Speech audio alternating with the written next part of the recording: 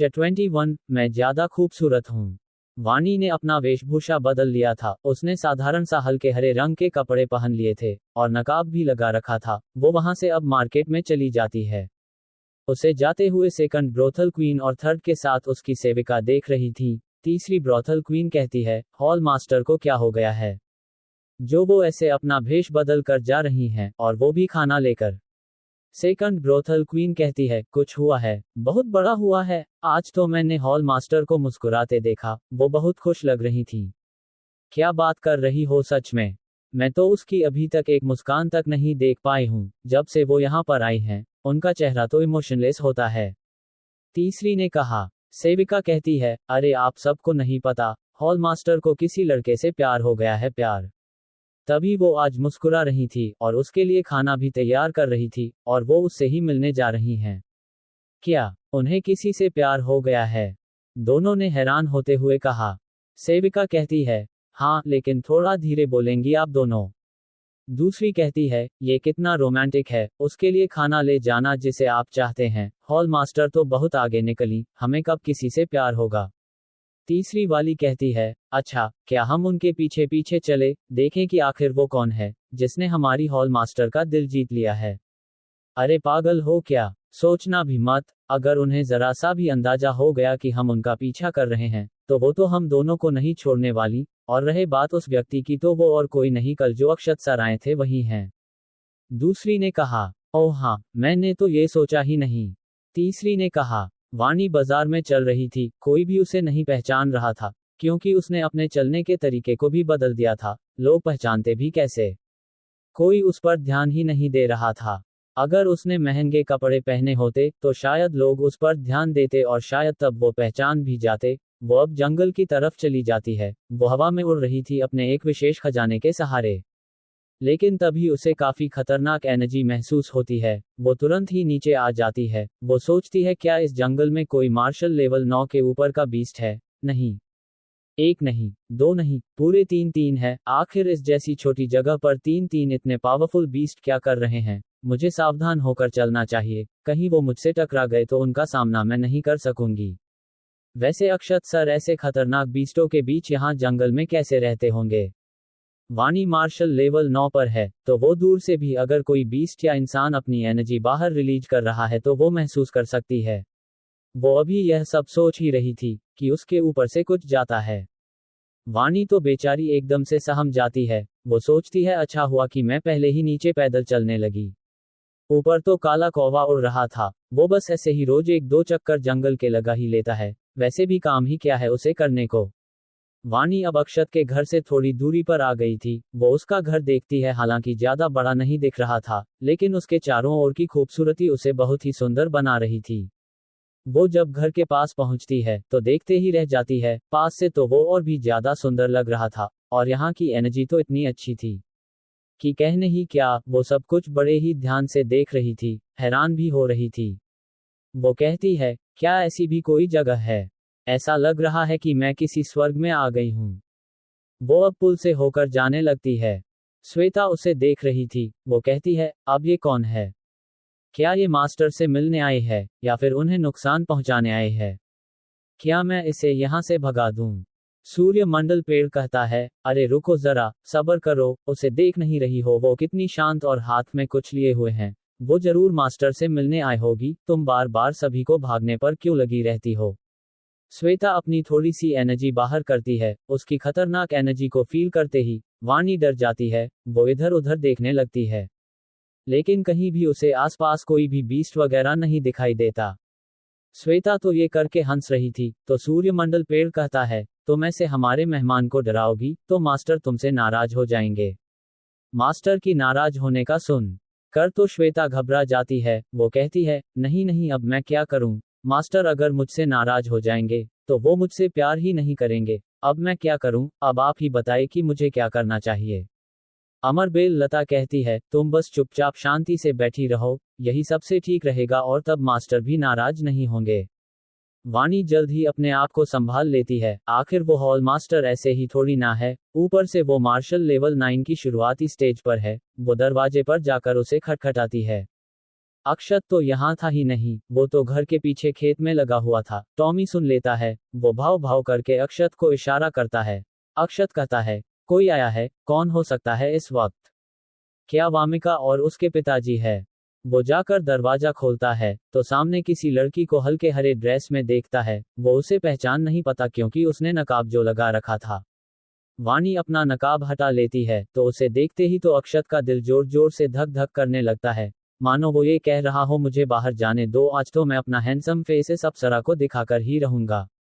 अक्षत अपने दिल को संभालते हुए कहता है, आप यहाँ? वाणी एक मुस्कान के साथ कहती है, हाँ, मैं वाणी रावत। उसकी मुस्कान देखकर तो अक्षत के दिमाग का फ्यूज ही उड़ गया। उसने अभी तक वाणी के चेहरे पर स्माइल देखी ही नहीं थी। वाणी हमेशा ही बिना किसी एक्सप्रेशन के रहती थी। वो तो मन ही मन खुशी से नाच रहा था और कह रहा था, अरे यार, यह कितनी क्यूट है। इसकी यह मुस्कुराहट तो मेरे दिल के आर पार हो जा रही है। श्वेता तो वाणी की खूबसूरती देखकर गिर ही गई थी। वो तो अच्छा हुआ कि उसने अपना जाल बना लिया। तभी वो अपना मुंह फेरते हुए कहती है, खूबसूरत हुई तो क्या हुआ, वो मेरी जितनी खूबसूरत तो नहीं है, मैं ज्यादा खूबसूरत हूँ। मास्टर तुम्हें ज्यादा भाव ही नहीं देंगे, देख लेना, अभी मास्टर उसे यहाँ से ऐसे ही वापस लौटा देंगे। लेकिन तभी वो देखती है कि दोनों तो वही चुपचाप आंखों में आंखें डाले खड़े हैं, जैसे मानो कि वो एक दूसरे में खो से गए हो। वो कहती है, अरे मास्टर, यह क्या कर रहे हैं? उसे ऐसे क्यों देख रहे हैं? ये लड़की तो बहुत चालाक है, मास्टर को अपनी ओर आकर्षित कर रही है। मास्टर प्लीज होश में आ जाए और इसे यहाँ से वापस भेज दीजिए। अक्षत और वाणी तो जैसे एक दूसरे में खो से गए थे कि तभी वहां टॉमी आ जाता है, जो दोनों को बड़ी ही अजीब नजरों से देख रहा था। वो सोचता है, क्या ये लड़की मास्टर पर लाइन मार रही है? वो भाव करता है और अपनी एनर्जी को भी रिलीज करता है। उसके एनर्जी को महसूस करते ही वाणी सावधान हो जाती है और वो अपने होश में आ जाती है। सामने देखती है कि एक कुत्ता उन दोनों को बड़ी ही अजीब नजरों से देख रहा है। वो इस कुत्ते की पावर को महसूस कर रही थी। वो सोचती है, ये तो एक मार्शल लेवल 9 के ऊपर का बीस्ट है। इसकी कल्टीवेशन इतनी है कि मैं भी नहीं देख पा रही हूँ। ये कब यहाँ आया पता भी नहीं चला, अब मैं क्या करूँ? वो झट से अक्षत के आगे आ जाती है और कहती है, तुम दूर रहो जंगली बीस्ट। अक्षत सर, आप चिंता मत कीजिए, मेरे जीते जी आपको कुछ भी नहीं होने वाला। इतना कहकर वो अपनी स्टोरेज रिंग से एक तलवार निकाल लेती है। वो सोच रही थी, मैं जिंदा हूँ तो बस अक्षत सर की वजह से, तो मैं उनके लिए इतना तो कर ही सकती हूँ, भले ही मेरी जान क्यों ना चली जाए। हालांकि मैं इससे जीत तो नहीं सकती, लेकिन कुछ समय के लिए रोक जरूर सकती हूँ। वाणी को ऐसे तलवार लिए खड़ा देखकर तो टॉमी अजीब सा चेहरा बना लेता है। वो सोचता है, ये लड़की कहीं पागल तो नहीं हो गई है?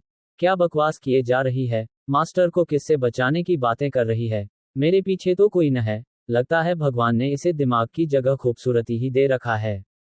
टॉमी अब अपना कान खुजाने लगता है, मानो कि वो वाणी की इस हरकत से बोर हो गया हो। वो अब उठकर अक्षत के पास जाने लगता है। वाणी उसे रोकने के लिए फिर से अपनी तलवार आगे करके रोकने की कोशिश करते हुए कहती है, तुम रुक जाओ, आगे मत बढ़ो। लेकिन टॉमी को तो इससे घंटा फर्क पड़ रहा था। वो तो मस्ती में चले ही जा रहा था। अक्षत तो ये सब नजारा आंखें बड़ी बड़ी करके देख रहा था और समझने की कोशिश कर रहा था कि यह सामने चल क्या रहा है। आखिर उसके प्यारी डॉगी को ये लड़की तलवार दिखाकर धमकी क्यों दे रही है? क्या उसके टॉमी ने कोई बहुत बड़ा अपराध किया है? प्रश्नवाचक चिन्ह। टॉमी को तो वाणी के धमकी का कोई असर ही नहीं हुआ। वो अब भी आगे चले ही जा रहा था। 22 कहाँ मुंह छिपाऊं? टॉमी को आगे बढ़ता देख वाणी घबरा जाती है। वो समझ गई थी कि अब तो उसे इस बीस्ट से लड़ना ही होगा, तो वो तैयार हो जाती है लड़ने के लिए। उसके तलवार में भी एनर्जी एक लहर आ गई थी। उसके शरीर से अब एनर्जी बाहर आ रही थी। ऐसा लग रहा था कि जैसे कोई युद्ध की देवी मैदान में उतर गई हो मोर्चा संभालने के लिए। लेकिन टॉमी तो उसे पूरा इग्नोर कर देता है, मानो कि उसे इससे कुछ फर्क ही नहीं पड़ता है। टॉमी आगे जाते हुए उसे तिरछी नजर से देखता है और सोचता है, अगर तुम्हारा ये सकस हो गया हो तो सामने से हट जा बहन। वैसे भी कब से देख रहा हूं तलवार लेकर मुझे डराए जा रही हो, ऊपर से मेरे मास्टर को मुझसे दूर कर रही हो।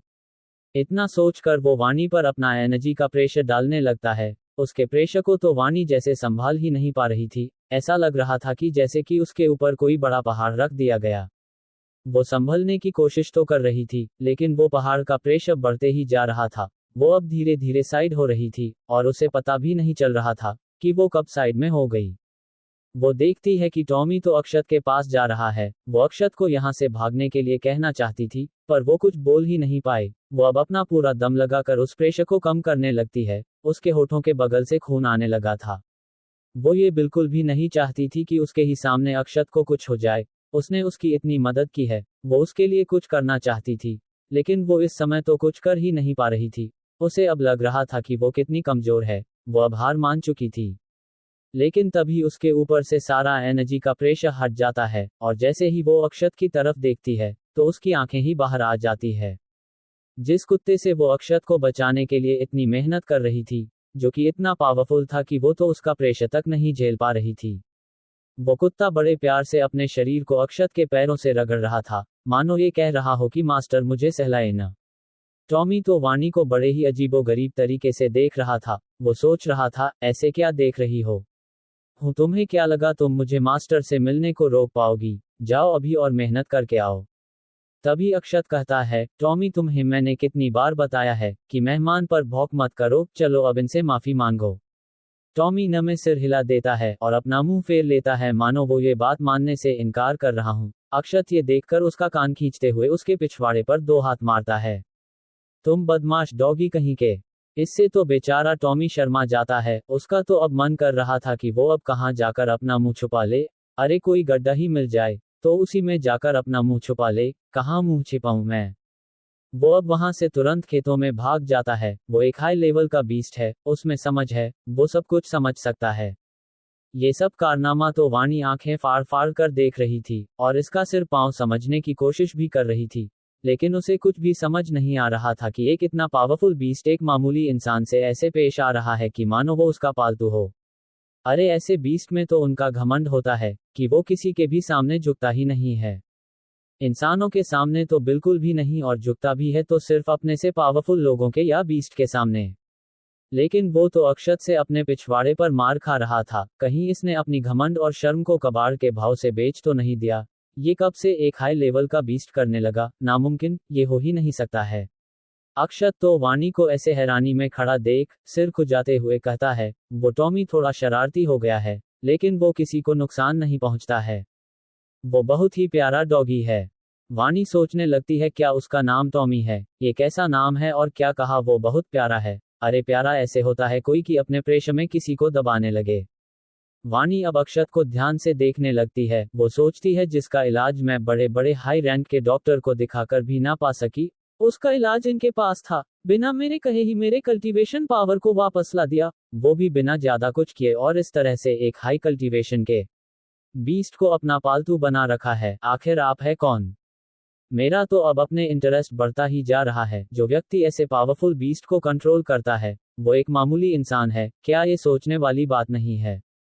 अक्षत तो उसे अपने आप को इतने ध्यान से देखते देख शर्माने लगता है। वो कहता है, क्या हुआ, मेरे चेहरे पर कुछ लगा हुआ है क्या? वाणी को ध्यान आता है कि वो कहाँ खड़ी है। वो कहती है, नहीं कुछ भी नहीं। वाणी अपना तलवार वापस से अपने स्टोरेज रिंग में रख लेती है। अक्षत कहता है, वैसे आपका यहाँ कैसे आना हुआ? मैंने तो कहा था कि मैं आपको खुद इलाज करने के लिए चला आऊंगा। अक्षत कब से ये सोच रहा था, तो उसने आखिरकार इसे पूछ ही लिया, क्योंकि अगर देखा जाए तो हॉल मास्टर को खुद यहाँ नहीं आना चाहिए था। उसकी पोजीशन और पावर बड़ी है। यही चीज तो अक्षत को समझ नहीं आ रही थी। वाणी कहती है, अब आपको आने की कोई जरूरत नहीं है। वह जहर अब निकल चुका है। आपके एक ही इलाज में मैं बिल्कुल ठीक हो गई हूँ। क्या सच में? मुझे चेक करने दो। अक्षत तुरंत ही वाणी का हाथ पकड़कर उसका नब्ज चेक करने लगता है। उसके अचानक से ऐसा करने से वाणी का चेहरा लाल हो जाता है। आज तक उसे कभी ऐसे यंग लड़के ने नहीं पकड़ा था। अक्षत उसकी नाड़ी चेक कर रहा था। उसे उसमें कुछ भी नहीं दिखा, जहर जैसा कुछ। अक्षत हैरान होते हुए कहता है, अरे हाँ, आप सही कह रही है, आप तो बिल्कुल ठीक हो चुकी है। वाणी तो बस अक्षत का चेहरा देख रही थी। अक्षत के चेहरे पर हल्की मुस्कान थी, जिसे देखकर तो न जाने क्यों वाणी के दिल की धड़कनें तेज हो गई थी। वो बड़े ही ध्यान से अक्षत की आंखों, चेहरे, होठ वगैरह देख रही थी। अक्षत अभी उसकी जांच करने में लगा हुआ था। वो सोचता है सब ठीक है, लेकिन इनका हार्ट बीट फास्ट है। तभी अक्षत को महसूस हुआ कि वाणी उसे तब से देख रही है जब से उसने उसका हाथ पकड़ा है। तो वो तुरंत ही उसे छोड़ देता है और कहता है, मुझे माफ कीजिएगा, मैंने बस आपको चेक करने के लिए आपका हाथ पकड़ लिया था, और वाकई आप बिल्कुल ठीक है। वाणी कहती है, बस मैं इसी का धन्यवाद करने के लिए आपके लिए अपने हाथों से तैयार करके खाना लेकर आई हूँ, शायद आप इसे पसंद करें। इतना कहकर वो अपने स्टोरेज रिंग से सब कुछ निकाल देती है। अक्षत कहता है, आप सिर्फ मेरा धन्यवाद करने के लिए यहाँ तक चली आई। वाणी मुस्कुराते हुए जवाब देती है, आपने जो मेरी मदद की उसके सामने तो ये कुछ भी नहीं है।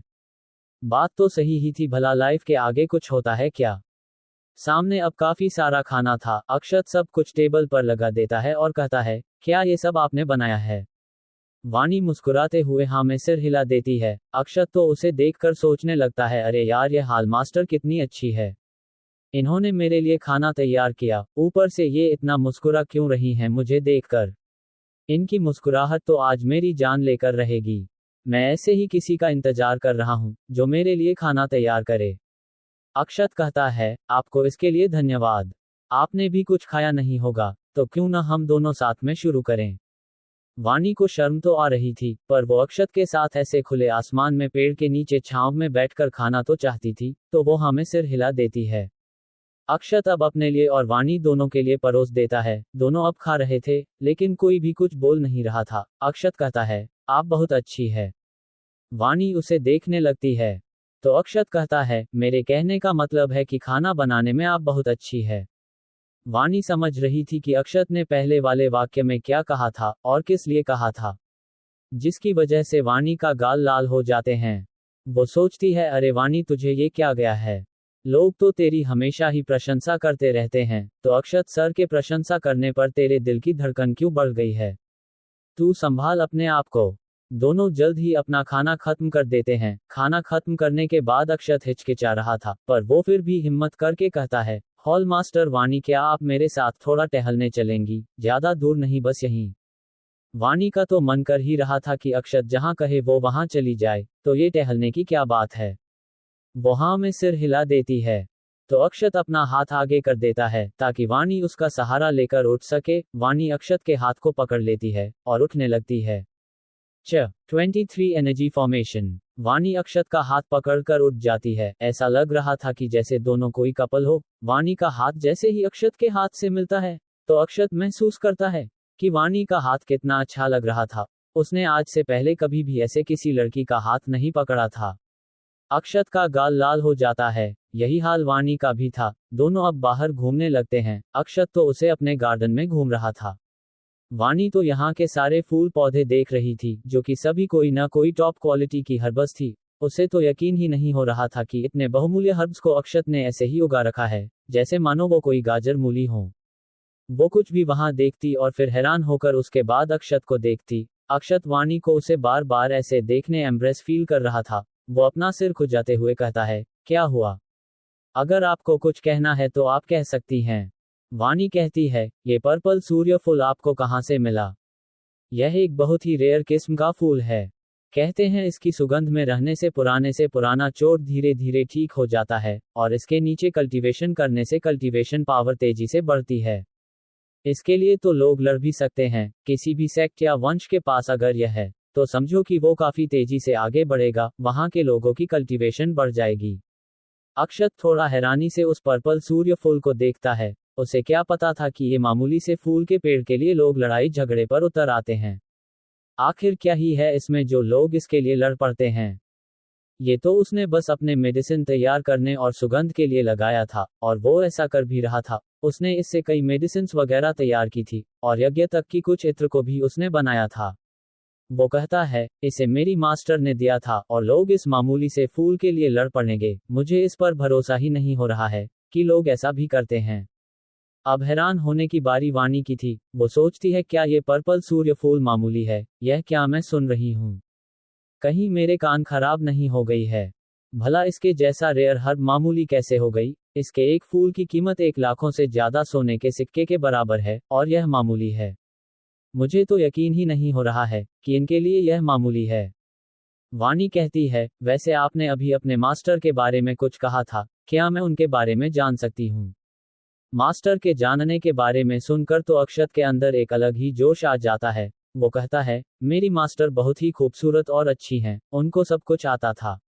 अक्षत अब मास्टर भूमि के बारे में सब कुछ बताना शुरू करता है। मेरी मास्टर ये, मेरी मास्टर वो वगैरह वगैरह, ये सब बताते हुए अक्षत के चेहरे पर एक अलग ही खुशी थी।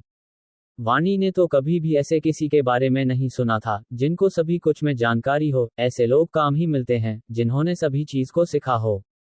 वो कहती है, वैसे आपके मास्टर का पूरा नाम क्या है? क्या वो किसी सेक्ट से थी या फिर किसी वंश से?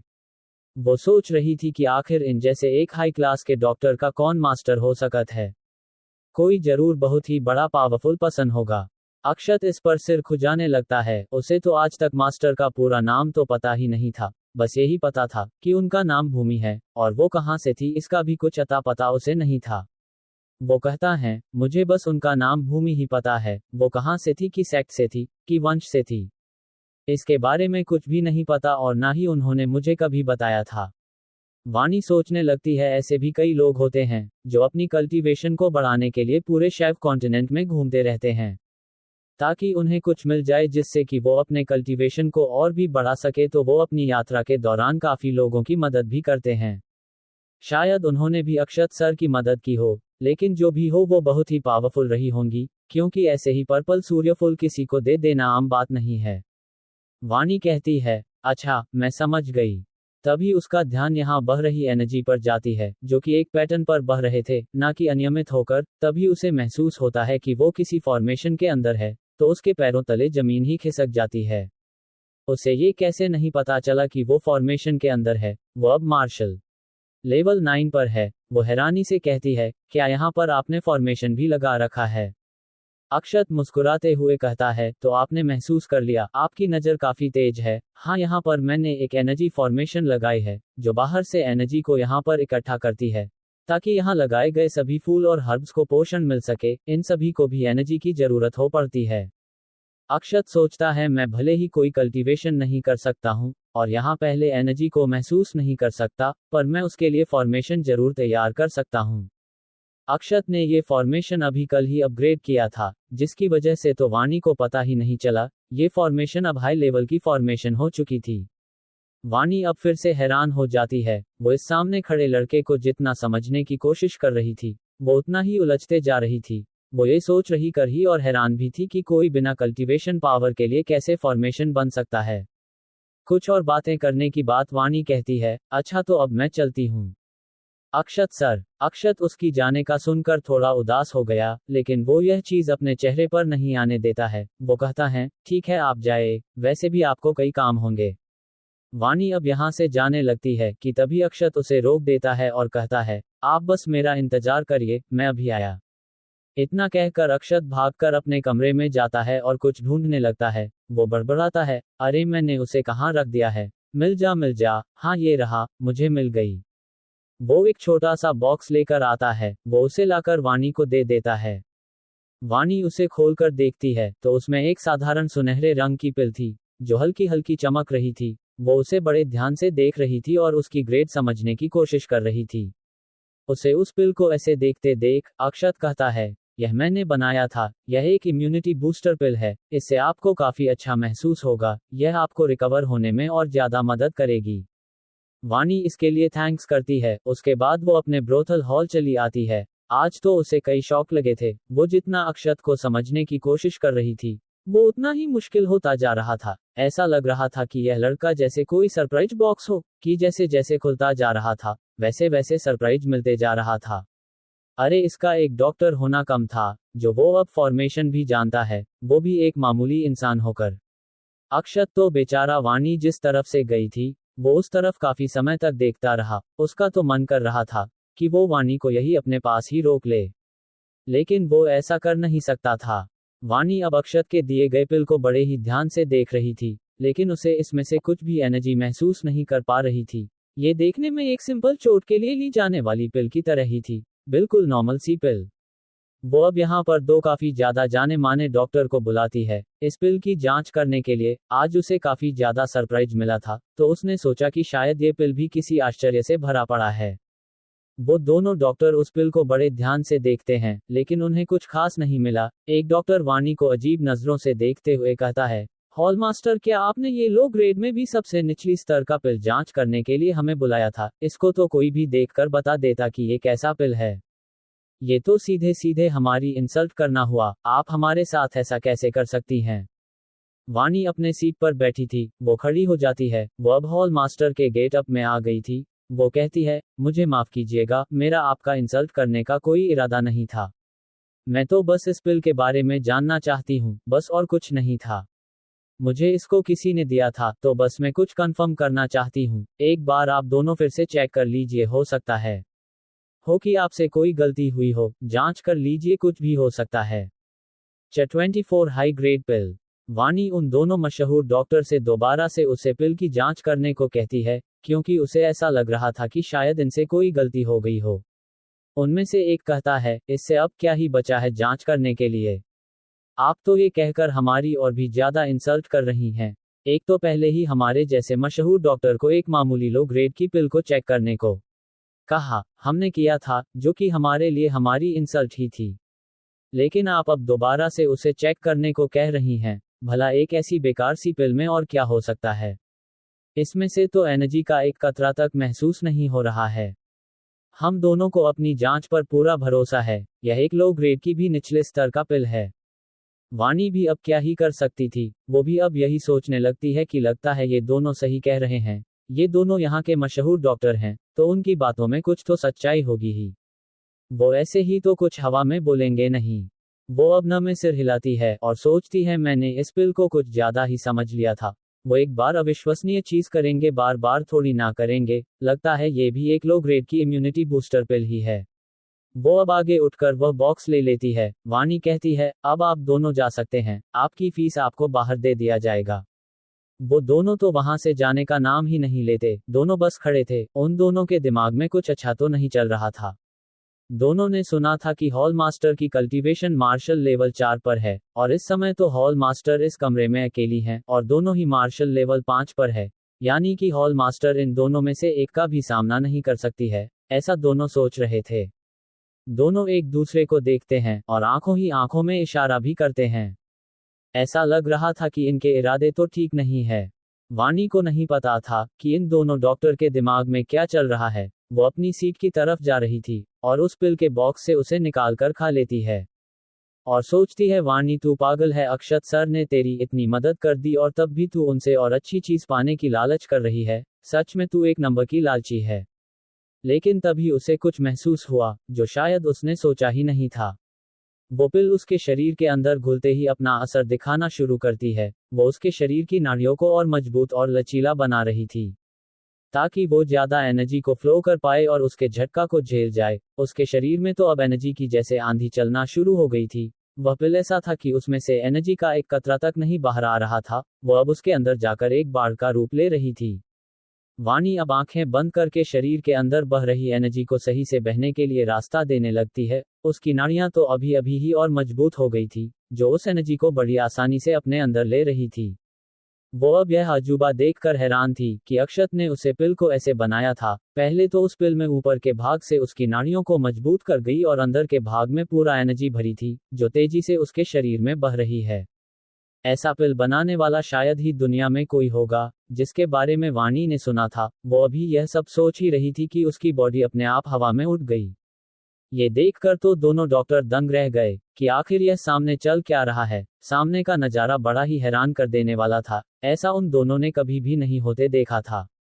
तभी किसी रुकावट के टूटने के साथ ही वाणी लेवल पार कर जाती है, वो भी पूरा एक लेवल। वो अब मार्शल लेवल 9 को पार करके संत लेवल में पहुंच चुकी थी। मार्शल लेवल 9 के बाद आता है संत लेवल। इसको 9 लेवल में बांटा गया है। संत लेवल 1, संत लेवल 2, ऐसे ही कल्टीवेशन पावर जागने पर लोग मार्शल लेवल में प्रवेश करते हैं। मार्शल लेवल के 9 लेवल होते हैं। मार्शल लेवल में कल्टीवेटर का नाड़ी विकास होता है, जिससे कि शरीर में एनर्जी सही ढंग से बह सके। देखा जाए तो असली लेवल तो संत लेवल से ही शुरू होता है। इसमें तो पावर बहुत ही अधिक बढ़ना शुरू होती है। पर ऐसा भी नहीं है कि मार्शल लेवल कम होता है, उसमें भी पावर बढ़ती ही रहती है। वो काम नहीं है। वाणी अब संत लेवल 1 पर आ गई थी। वो इस पावर को महसूस कर रही थी, जो कि बहुत ही अच्छी लग रही थी। इस पावर के साथ उसका शरीर और भी ज्यादा तेज हो गया था। उसे अब बाहर बात कर रहे लोगों की आवाज भी सुनाई दे रही थी, और वो दूर से ही उनका लेवल भी महसूस कर पा रही थी। उसके शरीर से लेवल पार करते ही एक एनर्जी की लहर उठती है जो पूरे कमरे को हिलाकर रख देती है। उसके इम्पैक्ट से दोनों डॉक्टर तो नीचे गिर जाते हैं। उन दोनों ने जैसे ही महसूस किया कि वाणी तो संत लेवल 1 पर है, तो दोनों के पसीने छूटने लगे। वो दोनों अभी अभी क्या सोच रहे थे, दोनों अब एक राहत की सांस लेते हैं कि अच्छा हुआ कि उन दोनों ने उस पर हमला नहीं किया, बल्कि कुछ देर के लिए रुक गए थे, और उन्हें उसके लेवल का पता चल गया, नहीं तो दोनों अब तक यहाँ मारे जा चुके होते।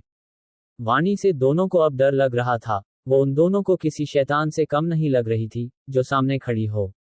वाणी तिरछी नजरों से दोनों को देखती हैं, उसके देखने मात्र से ही दोनों की रूह कांप जाती है। वाणी कहती है, अच्छा है कि आप दोनों अभी तक गए नहीं, आपने तो देख ही लिया होगा कि वो नॉर्मल पिल नहीं थी। मैंने जैसे ही उसे खाया मेरा एक लेवल बढ़ गया, लेकिन आप दोनों तो कह रहे थे कि वो एक लो ग्रेड की निचले स्तर की पिल है।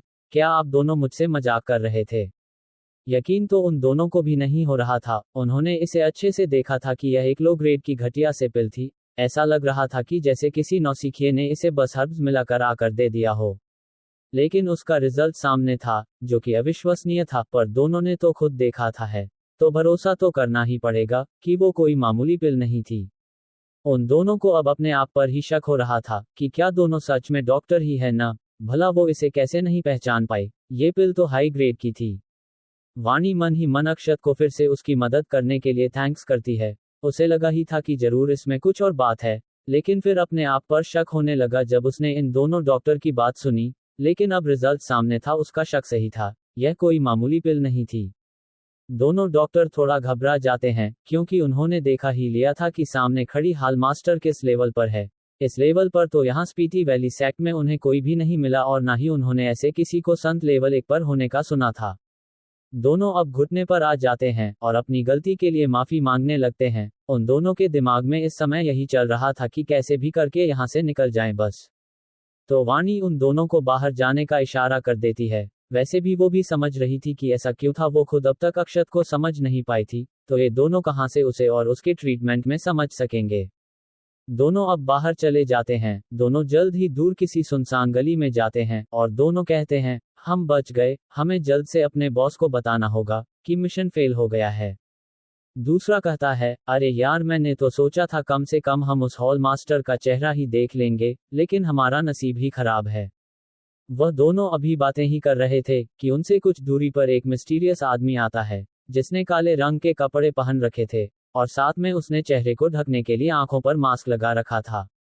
वो कहता है, तो तुम दोनों हमारी मिस को किडनैप करने वाले थे, ये अच्छी बात नहीं है। वे दोनों ये सुनकर हैरान हो जाते हैं कि सामने खड़े आदमी को उनके प्लान के बारे में पता है। उन दोनों में से एक कहता है, तुम कौन हो, तुम हमारे बारे में कैसे जानते हो?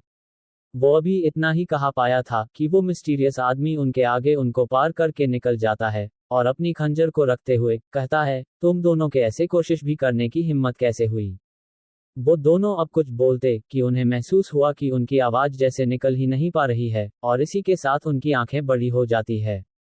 लेकिन अब समझने के लिए देर हो चुकी थी। दोनों की गर्दन अब नीचे लुढ़क जाती है। वो दोनों मरते मरते भी यही सोचते रह गए कि उन्होंने तो इस आदमी को ना खंजर निकालते देखा और ना आगे जाते देखा, तो कब उसने दोनों के गले को धड़ से अलग कर दिया। वो मिस्टीरियस आदमी दोनों डॉक्टर का स्टोरेज रिंग ले लेता है और वहां से एक ही पल में गायब हो जाता है। उन दोनों की लाश अब वही पड़ी थी। दोनों किसी के लिए काम कर रहे थे। वो दोनों वाणी को किडनैप करने वाले थे, लेकिन वाणी का कल्टीवेशन लेवल देखकर तो उनकी फट गई थी, तो चुपचाप वहां से चले आए। लेकिन उन दोनों को क्या पता था कि दोनों यहां ऐसे मारे जाएंगे। 25 फिजिकल टेस्ट। एक तरफ जहां वो मिस्टीरियस आदमी उन दोनों डॉक्टर को खत्म करके जा चुका था, वहीं दूसरी तरफ अक्षत फिर से अपने खेतों के काम में लग गया था। वो कुछ पौधों की रोपाई लगा कर रहा था, और टॉमी उन सबको पानी दे रहा था, अपने मुंह में एक वाटरिंग कैन लेकर। लेकिन बार बार अक्षत के दिमाग में वाणी के साथ आज बिताए गए पल याद आ रहे थे। वाणी का उसके लिए अपने हाथों से खाना बना कर लाना, और फिर उसको टॉमी से बचाने के लिए आगे आना, दोनों का साथ में लंच करना, और फिर उसको अपने हाथ का सहारा देकर उठाना, और फिर साथ में गार्डन में टहलना। अक्षत के दिमाग में यही सब बार बार आ रहे थे। उसका चेहरा, वो गहरी नीली आंखें, उसके वो गुलाबी होठ, और स्माइल करता उसका चेहरा, वो कितनी क्यूट थी। इससे तो अक्षत के चेहरा ही लाल हो जाता है। वो न में सिर हिलाते हुए बड़बड़ता है, यह मुझे क्या हो गया है? बार बार मुझे हाल मास्टर वाणी की क्यों याद आ रही है? मुझे क्या हो गया है? है। मानता हूँ कि वो बहुत ही खूबसूरत हैं, पर मुझे ऐसे क्यों वो याद आ रही हैं। कहीं मैं बीमार तो नहीं हो गया हूँ। वो अब अपने सिर को छूता है। बुखार तो नहीं है मुझे, सर भी दर्द नहीं कर रहा है। मैं बीमार नहीं हूँ। ओह हाँ, लगता है मैं बहुत थक गया हूँ, तभी शायद ये सब हो रहा है। मुझे चलकर सो जाना चाहिए। हाँ, मुझे आराम कर लेना चाहिए, क्योंकि आराम करने से बड़ा और अच्छा कोई काम नहीं होता है। अक्षत ने बड़े ही सीरियस टोन में कहा। उसके ही बगल में टॉमी भी चल रहा था। वो अब अपना सिर ऊपर करके ऐसे चल रहा था कि मानो वो बहुत ही सम्मानित व्यक्ति हो, जिसे बहुत ही रिस्पेक्ट मिलती है लोगों से। ऐसा ही लग रहा था कि जैसे गांव का रिटायर मुखिया होता है, जो बड़े ही शान के साथ चलता है, भले ही उसकी अब गांव में कोई इज्जत न हो। अभी कुछ देर पहले यही टॉमी अक्षत से पिछवाड़े पर मार खाने की वजह से मुंह छुपाने के लिए गड्ढा ढूंढ रहा था, ताकि अपना चेहरा छिपा सके। वो भी अक्षत के बातों पर भाऊं भाऊं करता है, मानो ये कह रहा हो कि हाँ मास्टर, आप सही कह रहे हैं, आराम करना ही सबसे अच्छा रहेगा। एक दोनों अब घर में जाते हैं। अक्षत तुरंत ही हाथ मुंह धोकर बेड पर लेट जाता है। उसके बेड के नीचे ही बगल में टॉमी भी चारों पैर फैलाए ऐसे लेट जाता है, मानो कि वो अब मर गया हो। उसकी ज्यादा काम करने की वजह से ये हाल हो गया हो। अक्षत को ज्यादा देर नहीं लगी नींद आने में। वो 1 मिनट बीतते बीतते ही सो गया था। इधर श्वेता के तो आज होश ही उड़ हुए थे। उसे वाणी से बहुत जलन हो रही थी। आज उसने अक्षत और वाणी को साथ साथ देखा तो उसे थोड़ा बुरा भी लग रहा था कि वो क्यों नहीं अक्षत के साथ ऐसे हैं। वाणी की जगह तो उसे होना चाहिए था मास्टर के साथ ऐसे हाथ पकड़कर साथ में। लेकिन तभी उसके मुंह से लार टपकने लगता है। वो कुछ सोच रही थी। वो बड़बड़ाती है, काश काश मास्टर ने उस टॉमी की जगह मुझे ऐसे मारा होता, कितना मजेदार होता। मैं तो मास्टर के साथ सोना चाहती हूँ। ये सोचते हुए उसका पूरा शरीर लाल हो गया था और उसके मुंह से लार टपक रही थी। उसके दिमाग में कुछ डर्टी चीज चल रही थी। काला कौवा और सूर्य मंडल पेड़ तो ये सुनकर अपना सिर ही पकड़ लेते हैं।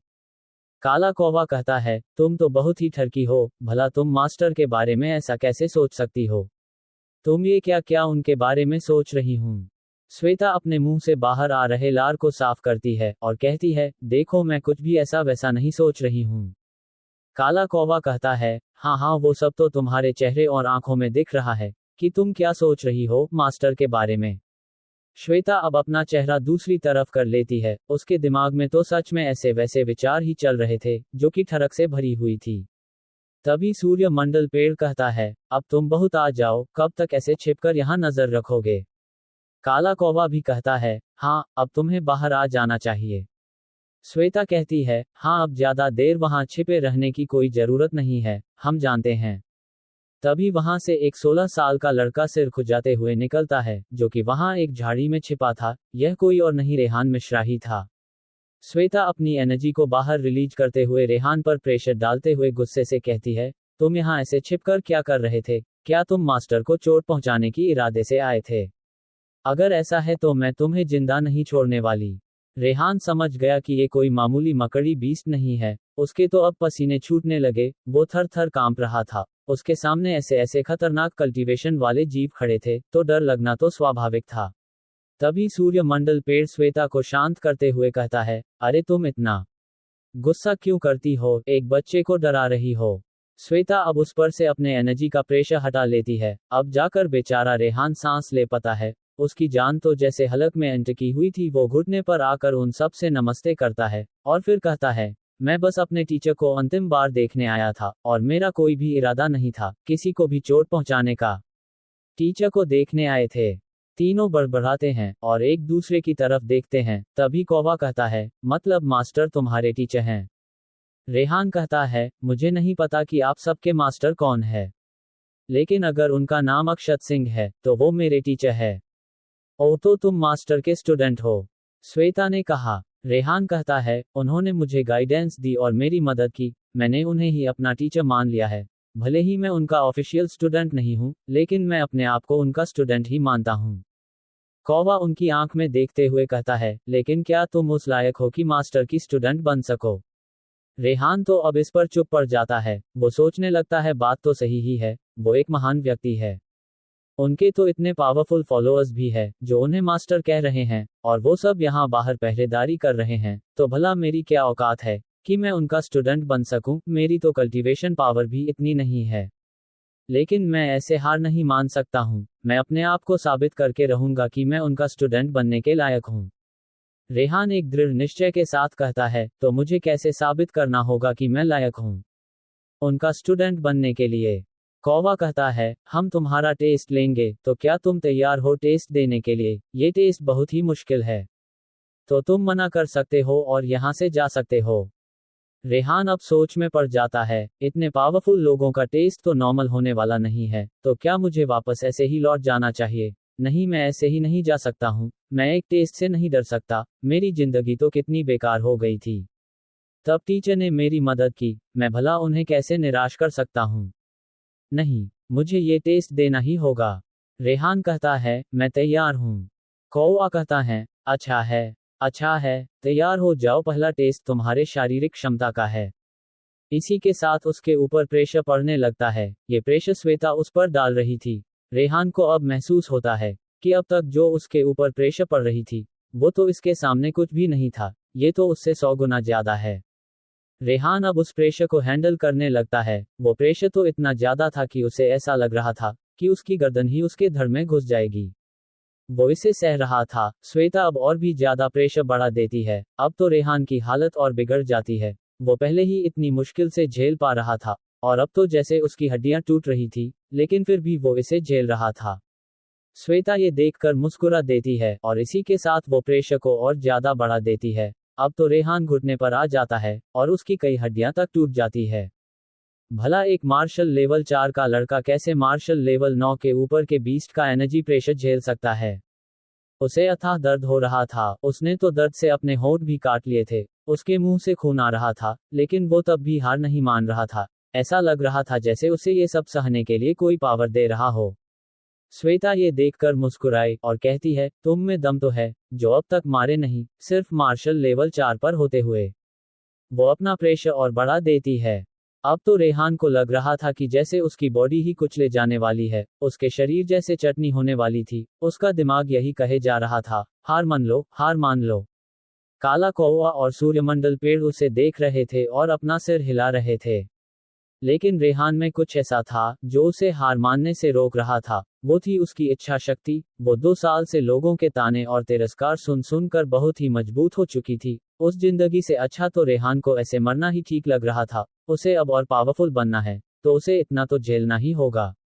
26 माया फॉर्मेशन। रेहान श्वेता के एनर्जी प्रेशर को झेल रहा था। अब तो उसके मुंह से ब्लड आने लगा था। ऐसा लग रहा था कि जैसे उसके अंदर की कई नशे फट गई है। वो दर्द में था, लेकिन तब भी वो हार नहीं मान रहा था। वो जब हार मानने वाला ही होता कि उसकी नजरों के सामने उसकी प्यार शिखा की तस्वीर आ जाती, उसके माँ पिता की तस्वीर आ जाती, जिन्होंने उसका 2 सालों तक इंतजार किया। उसकी प्यारी शिखा जो उससे इतना प्यार करती है कि उसको जब सब लोग बेकार कह रहे थे, तब भी वो उसका साथ दे रही थी। वो उसकी एंगेजमेंट का कॉन्ट्रैक्ट भी कैंसिल नहीं करना चाहती थी, जिसके वजह से शिखा को भी लोगों के ताने सुनने पड़ते थे, लेकिन वो फिर भी उससे प्यार करना नहीं छोड़ी। उसने अपने आप से वादा किया था कि एक दिन वो बहुत पावरफुल बनेगा, जिससे कि उसके प्यार शिखा को कोई कुछ भी नहीं कहेगा। वो अब भला ऐसे ही हार नहीं मान सकता है। उसकी हालत देख सूर्यमंडल पेड़ कहता है, अगर यह ऐसे ही रहा तो इसकी तो नाड़ियां ही डैमेज हो जाएगी और इसका कल्टीवेशन चला जाएगा। इसे अब हार मान लेना चाहिए। कौवा भी कहता है, हाँ, इसे हार तो मान लेना चाहिए, लेकिन लड़के में दम है, वो ये टेस्ट कब का पास कर चुका है। श्वेता तो बस उसकी इच्छा शक्ति चेक कर रही है। इसने तो श्वेता को भी अपना 20% पावर यूज करने के लिए मजबूर कर दिया है। तभी श्वेता रेहान के ऊपर से अपना प्रेशर हटा देती है। उसके प्रेशर हटते ही रेहान खून की उल्टी करता है और मुंह के बगल जमीन पर गिर जाता है। उसने आज से ज्यादा दर्द कभी भी नहीं सहा था। उसका शरीर जैसे दर्द से नम पड़ गया था। उसका शरीर में अब इतनी भी ताकत नहीं थी कि वो खड़ा हो सके। लेकिन रेहान को खुशी थी कि उसने हार नहीं मानी। श्वेता कहती है, तुम शारीरिक टेस्ट को पार कर चुके हो। ये सुनकर रेहान काफी खुश हो जाता है और बैठ जाता है। उसका मुंह पूरा खून से लथपथ था, लेकिन उसके चेहरे पर एक खुशी थी जिसके आगे शायद ये दर्द कुछ भी नहीं था। सूर्यमंडल पेड़ को उस पर दया आ रही थी। वो कहता है, हमें अब आगे का टेस्ट उसके रिकवर हो जाने के बाद लेना चाहिए। कौवा कहता है, नहीं, तब हमारे टेस्ट का क्या ही फायदा है। इसी समय तो पता चलेगा इसकी कैपेसिटी के बारे में। इतना कहकर वो रेहान की तरफ देखता है और फिर कहता है, हे बच्चे, अब तैयार हो जो आत्मा टेस्ट देने के लिए। तुम्हारी आत्मा पावरफुल तो है ना। ये टेस्ट खुद वो ही लेने वाला था। वो अब रेहान को देखना शुरू करता है। उसके देखने से ही रेहान को एक आग की गर्मी महसूस होने लगती है। ये गर्मी बढ़ती ही जा रही थी, पर यह उसके शरीर पर नहीं महसूस हो रही थी, यह उसकी आत्मा को जला रही थी, क्योंकि यह टेस्ट तो आत्मा टेस्ट था। रेहान को महसूस हो रहा था कि जैसे उसकी आत्मा के चारों ओर आग जला दिया गया हो, जो उसकी आत्मा को भी जला रही हो। उसे समझ ही नहीं आ रहा था कि क्या हो रहा है। अब तो उसे ऐसा लग रहा था कि जैसे उसकी आत्मा उसकी शरीर को छोड़कर भाग जाएगी, लेकिन वो हार मानने वालों में से नहीं था। वो अपनी मुट्ठी कस लेता है, वो आंखें बंद करके अपनी शरीर में एनर्जी सर्कुलेट करता है, जिससे कि उसे कुछ राहत मिलती है, कुछ समय के लिए। लेकिन तभी वो सामने देखता है तो वो काला कौवा, जो अब तक एक साधारण सा कौवा दिख रहा था, वो अब 4 मीटर बड़ा हो गया था और उसके शरीर से आग निकल रही थी। उसकी आंखें एकदम लाल थी। वो तो बिल्कुल किसी आग के गोले की तरह लग रहा था। ऐसा लग रहा था कि जैसे वो पूरा आग से ही बना हो। पूरा माहौल एकदम गर्म हो गया था, यहाँ तक कि श्वेता और सूर्यमंडल पेड़ को भी इससे दिक्कत हो रही थी। अब जाकर उसे कुछ याद आता है। उसने अपने फैमिली के लाइब्रेरी में एक बार पढ़ा था, एक ऐसे बीस्ट के बारे में।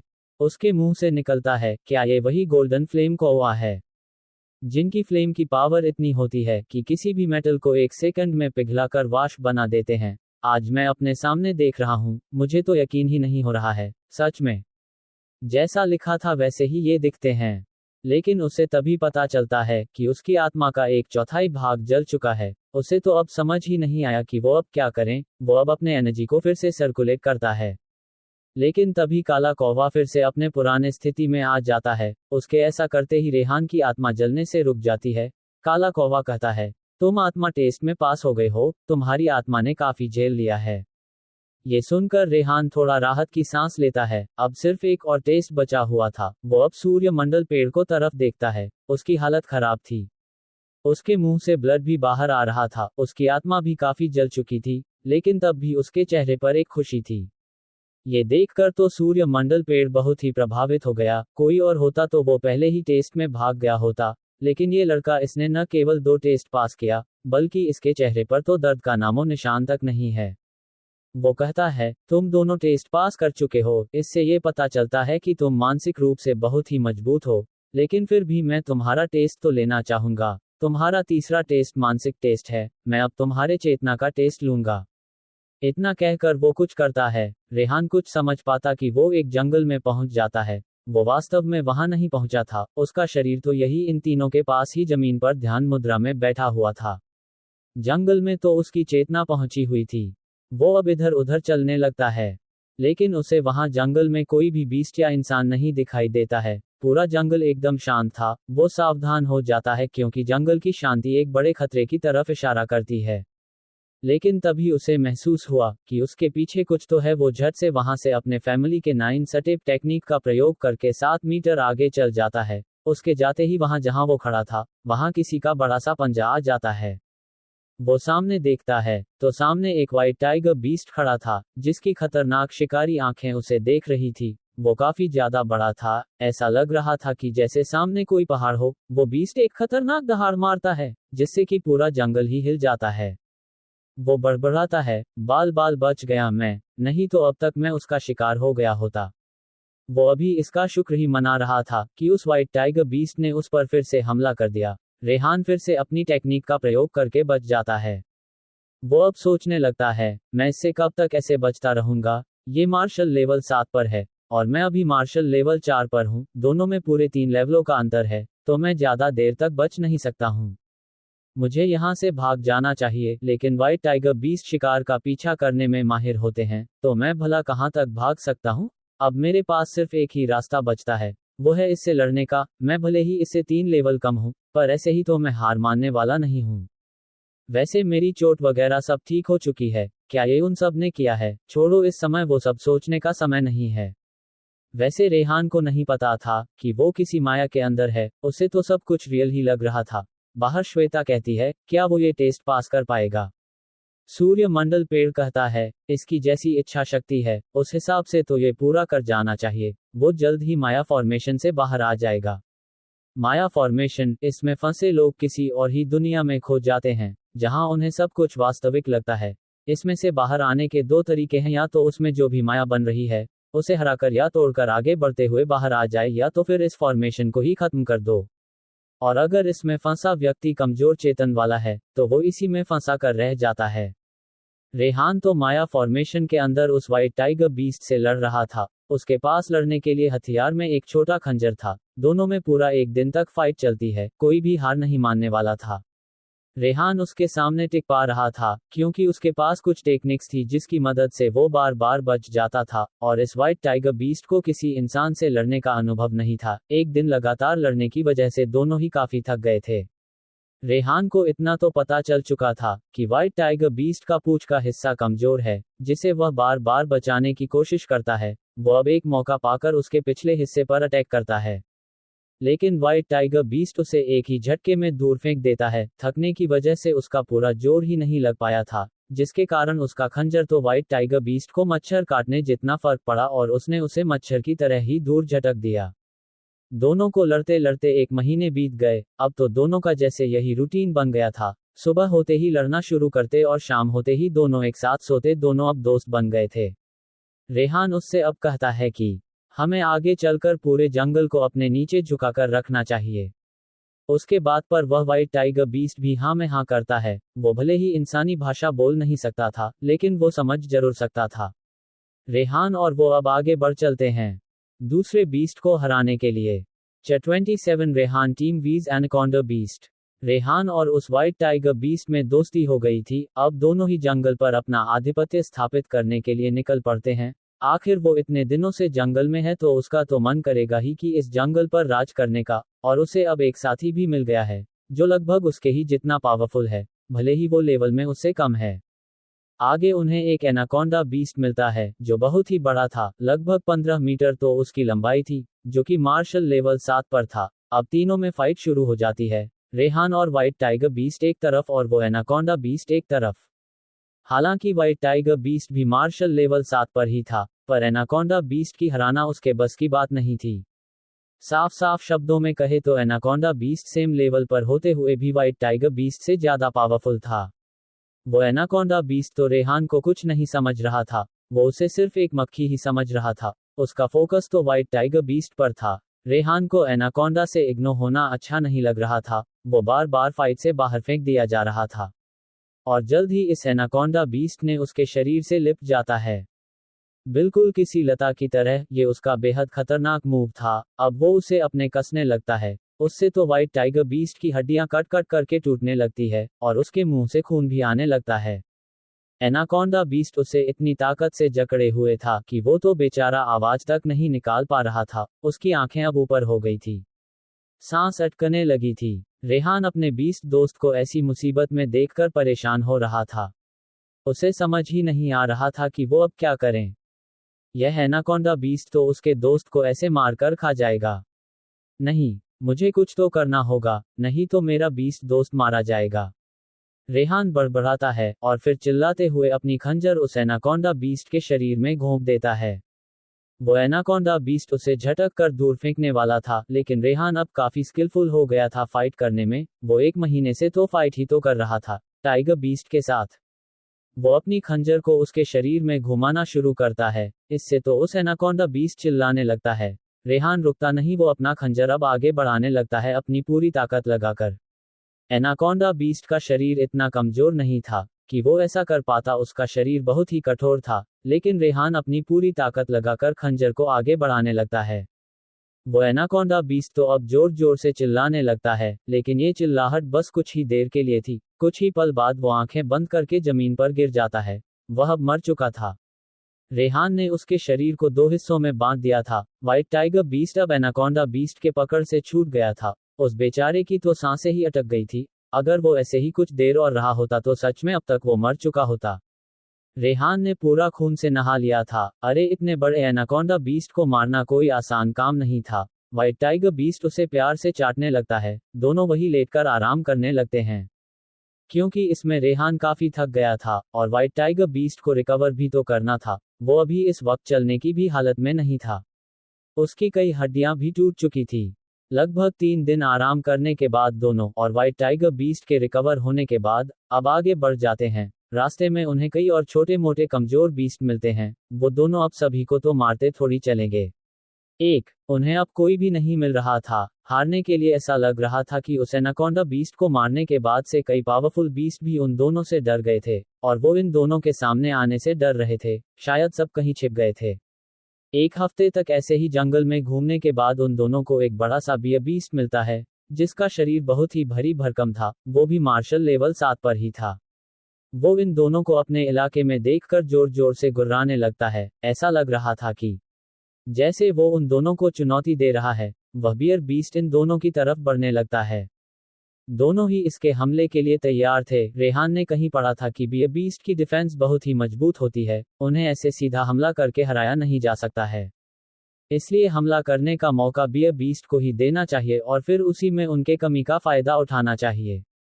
क्योंकि वो जब अटैक कर रहा होगा तो डिफेंस थोड़ी कर पाएगा। वहीं रेहान भी कर रहा था। वो पूरा तैयार था और वो बियर बीस्ट उस पर हमला करने के लिए गुस्से से गुर्राते हुए आगे बढ़ रहा था। उसके आगे बढ़ने की वजह से जमीन में कंपन हो रही थी और हवा में एक अलग ही एनर्जी कंडेंस हो रही थी, जो उसके हाथों में इकट्ठा हो रही थी। लेकिन तभी रेहान और व्हाइट टाइगर बीस्ट की आंखें बड़ी बड़ी हो जाती है। दोनों हैरान होकर एक दूसरे को देख रहे थे। सामने का नजारा ही कुछ ऐसा था। वो बियर बीस्ट जो अभी उन दोनों पर गुर्रा कर अटैक करने के लिए आ रहा था, वो तो उन दोनों के सामने अपना सिर झुकाए हुए था और पता नहीं कब उसके हाथ में शहद का छत्ता आ गया था, जो वो उन दोनों को खाने के लिए ऑफर कर रहा था। यहाँ तो बैटल होने को हो रखा था, लेकिन यहाँ तो मेहमान नमाजी चल रही थी। ऐसा लग रहा था कि जैसे इन दोनों का स्वागत करते हुए वो कहना चाहता हो कि लीजिए कुछ मीठा खा लीजिए, बड़े दूर से आए होंगे आप दोनों। व्हाइट टाइगर बीस्ट उस शहद को सूंघता है और जब उसे सब कुछ ठीक लगता है तो वो रेहान को भी इशारा करता है। दोनों अब शहद खा रहे थे। वो बियर बीस्ट रेहान को बड़े ही प्यार से देख रहा था। वह बियर बीस्ट एक फीमेल बियर बीस्ट थी, जिसका तो रेहान पर दिल आ गया था। वो अब रेहान के सामने अपना पिछवाड़ा हिला हिला कर डांस कर रही थी, ताकि वो रेहान को आकर्षित कर सके। लेकिन रेहान को थोड़ी समझ आ रहा था कि यह उसके सामने क्या चल रही है। तभी वह बियर बीस्ट रेहान को उठाकर जोर से किस करती है। ये किस तो इतनी भयानक थी कि बताना भी मुश्किल है। रेहान के सिर से तो कई गुना बड़ा उसका सिर था। उसके किस करने से रेहान का चेहरा ही सूज जाता है। उसका चेहरा देखकर ऐसा लग रहा था कि जैसे उसके चेहरे पर किसी मधुमक्खी ने डंक मार दिया हो, जिससे कि उसका चेहरा ऐसे अजीब ढंग से सूज गया था। वह बियर बीस्ट तो उसे किस करने के बाद शर्मा रही थी। उसने तो शर्म से अपना चेहरा ही दूसरी तरफ कर लिया था। उसके दिमाग में तो रेहान के साथ होने के कई दिवा स्वप्न आ रहे थे। और बेचारा रेहान तो इस किस्से सदमे में ही चला गया था। उसके पूरा सिर ही उसके लार से भीग गया था। रेहान का तो उल्टी करने का मन कर रहा था, पर उसे उल्टी भी नहीं हो रही थी। वो उस फीमेल बियर को देखता है जो उससे बहुत शर्मा रही थी। रेहान सोचता है ये करते हुए इसे शर्म ना आए और अब शर्मा रही है। अरे तुम बीस्ट हो, बीस्ट के जैसे ही रहो ना, इंसान बनाने की कोशिश क्यों कर रही हो। वो टाइगर बीस्ट की तरफ देखता है जो बड़े मजे से शहद खा रहा था। उसे क्या ही जरूरत थी इन दोनों के प्यार के बीच में पड़ने की, ऐसा वो सोच रहा था। इधर बाहर काला कौवा कहता है और यह अभी कितना समय लगेगा माया फॉर्मेशन से आने में। उसे 10 मिनट बीत गए हैं। माया फॉर्मेशन के अंदर रेहान को 1 महीने 15 दिन बीत गए थे, लेकिन यहाँ बाहर अभी 10 ही मिनट बीते हुए थे। ऐसा सिर्फ इस माया फॉर्मेशन में चेतना के जाने की वजह से ही हो रहा था। वहां का टाइमलाइन और तेज हो गई थी। सूर्य मंडल पेड़ कहता है, अरे चिंता मत करो, वो लड़का बहुत ही हिम्मती और मजबूत इच्छा शक्ति वाला है। वो जल्द ही इसे पार करके आ जाएगा। रेहान अब व्हाइट टाइगर बीस्ट और उसे बियर बीस्ट के साथ उसके गुफा में ही सो जाता है और जैसे ही अपनी आंखें खोलता है तो वो सामने काले कौवे को देखता है जो उसे ही देख रहा था। उसे अब दर्द भी होने लगा था। उसे तो कुछ समझ नहीं आया कि अभी अभी तो वो उन दोनों बीस्ट के साथ सोया हुआ था और अब वो यहाँ आ गया। उसे महसूस होता है कि अभी यहाँ सब कुछ ऐसे ही है, मतलब ज्यादा समय नहीं बीता है। तब उसे समझ आता है कि यह सूर्य मंडल पेड़ का किया गया कोई टेक्निक था, जो जिसमें उसकी चेतना ही गई थी। उसका शरीर तो अब भी यही घायल हुआ पड़ा हुआ था। 28 रेहान बिकम डायरेक्ट स्टूडेंट। सूर्य मंडल पेड़ उसे होश में देख कहता है, तो तुमने ये टेस्ट भी पार कर लिया, अच्छी बात है। तुम काबिल हो, टैलेंटेड हो, तुम मास्टर के स्टूडेंट बनने के लायक हो, पर इसका मतलब यह नहीं है कि तुम मास्टर के ऑफिशियल स्टूडेंट बन गए हो। जब तक मास्टर तुम्हें खुद अपना स्टूडेंट स्वीकार नहीं करते हैं, तब तक तुम उनके ऑफिशियल स्टूडेंट नहीं हो। यहाँ पर स्टूडेंट दो प्रकार के होते हैं, एक तो अगर किसी ने किसी को सलाह दिया या कुछ गाइडेंस दी तो वो उसे अपना टीचर मान सकता है, तब वो व्यक्ति उस टीचर का नॉर्मल स्टूडेंट कहलाता है। लेकिन जब टीचर भी उसे अपना स्टूडेंट मान लेता है, उसे अपने स्टूडेंट के रूप में सेलेक्ट कर लेता है, तो वो स्टूडेंट उस टीचर का ऑफिशियल स्टूडेंट या डायरेक्ट स्टूडेंट हो जाता है। रेहान उन तीनों के सामने सिर झुकाते हुए कहता है, हाँ मैं समझ गया। कौआ कहता है, तो तुम आज से हमारे जूनियर हो और हम सब तुम्हारे सीनियर हैं, तो मेरी तरफ से अपने जूनियर को एक गिफ्ट। इतना कहकर वो उसके सिर पर अपना पंख रखता है, जिसमें कि उसकी एनर्जी रेहान के शरीर में जाने लगती है, जो अंदर जाते ही उसके आत्मा को एकदम से ठीक कर देती है। वो अब पहले जैसी हो जाती है और उसके आत्मा के चारों ओर घूमने लगती है। वो कहता है, ये मेरी एनर्जी तुम्हारे आत्मा की हमेशा रक्षा करती रहेगी, कोई भी तुम पर आत्मा अटैक नहीं कर पाएगा और न ही तुम कभी किसी के आत्मिक क्षेत्र में फंसोगे। तभी श्वेता उसे एक पिल देती है उसे खाने के लिए। रेहान वो पिल खा लेता है। वो पिल जैसे ही उसके शरीर में घुलना शुरू करती है, उसके शरीर की चोटें रिकवर होने लगती है। ये देखकर वो हैरान हो जाता है कि ये एक हाई ग्रेड की पिल थी, तभी तो वो इतनी तेजी से रिकवर कर पा रहा था। श्वेता उसे कुछ कांच की बोतलें देती है जो छोटी छोटी थी, पर उसमें से एक बहुत ही खतरनाक एनर्जी का अनुभव हो रहा था। उसे हाथ में लेते ही रेहान को महसूस हुआ। श्वेता कहती है, ये मेरा जहर है, इसका काट शायद ही किसी के पास होगा। अगर तुम्हें किसी ने जहर दिया होगा तो तुम थोड़ा सा इसमें से ले लेना। मेरा जहर दूसरे जहर को न्यूट्रल कर देगा, चिंता मत करो, ये तुम पर असर नहीं करेगा, क्योंकि तुम्हारे शरीर में मेरी एनर्जी का कुछ हिस्सा है जो तुम्हें इससे प्रोटेक्ट करता रहेगा। कौवा तो श्वेता को आंखें फाड़ फाड़ कर देख रहा था। उसे तो आज तक नहीं पता था कि यह मकड़ी जहरीली मकड़ी है, जिसका इतना खतरनाक जहर है। मतलब साफ है कि अगर वो उस पर या टॉमी पर अटैक करेगी तो दोनों मिलकर भी इस मकड़ी का सामना नहीं कर पाएंगे। अरे भाई, जहर से कौन लड़ सकता है भला? वो हवा में जहर फैला देगी या फिर उन्हें दूर से तरीके से जहर दे देगी तो वो थोड़ी बच पाएंगे। कुछ खतरनाक जहर को तो उसका गोल्डन फ्लेम भी नहीं जला सकता है। वो रेहान के हाथों में उन जहर की बोतलें देख रहा था। उसके दिमाग में यही चल रहा था, अरे यह पागल है क्या? इस छोटे बच्चे को इतना खतरनाक जहर दे दिया, कहीं ये अपना ही नुकसान न कर लें। तभी सूर्य मंडल पेड़ रेहान को कुछ फॉर्मेशन फ्लैग और फॉर्मेशन टेक्निक्स देता है और कहता है, ये तुम्हें आगे बढ़ाने में मदद करेंगे, तुम इससे अपने बचाव और अटैक दोनों कर सकते हो। तभी अमरबेल लता जमाई लेते हुए उठाता है। वो तो ये सब देखकर बोर हो रहा था, तो वो नींद लेने लगा। वो एक स्टोरेज रिंग रेहान को देता है और कहता है, यह कोई आम स्टोरेज रिंग नहीं है, इसमें तुम कुछ भी रख सकते हो और इसमें तुम मुसीबत में अपनी बचाव भी कर सकते हो। रेहान अब कहता है, आप सभी का इस जूनियर को इतना सारा गिफ्ट देने के लिए धन्यवाद। तभी किसी की आवाज आती है, अरे इतनी भी जल्दी क्या है सबको धन्यवाद बोलने की? रेहान उस तरफ देखता है तो एक डॉगी बड़े ही शान से अपना सिर ऊपर किए हुए आ रहा था, मानो कि वो यहाँ का राजा हो। उसे देखते ही रेहान को समझ आ जाता है कि ये कोई ऐसा वैसा बीस्ट नहीं है, बल्कि बाकी की तरह ही एक पावरफुल बीस्ट है। वो सोच रहा था कि आज तो उसे ऐसे ऐसे पावरफुल बीस्ट और पेड़ मिले हैं जिनके बारे में सिर्फ उसने दूसरों के मुंह से या फिर किताबों में पढ़ा था। आज तो उसकी किस्मत की अच्छी थी, उसे उन सब की तरफ से गिफ्ट भी मिला। टॉमी आते ही कहता है, अरे तुमने तो अपने सबसे प्यारे सीनियर से कोई गिफ्ट लिया ही नहीं। टॉमी अब उसे एक लॉकेट देता है और कहता है, ये जब भी तुम बड़े मुसीबत में होगे तो हम तुम्हारी मदद कर सकेंगे। रेहान अब उसे भी धन्यवाद करता है।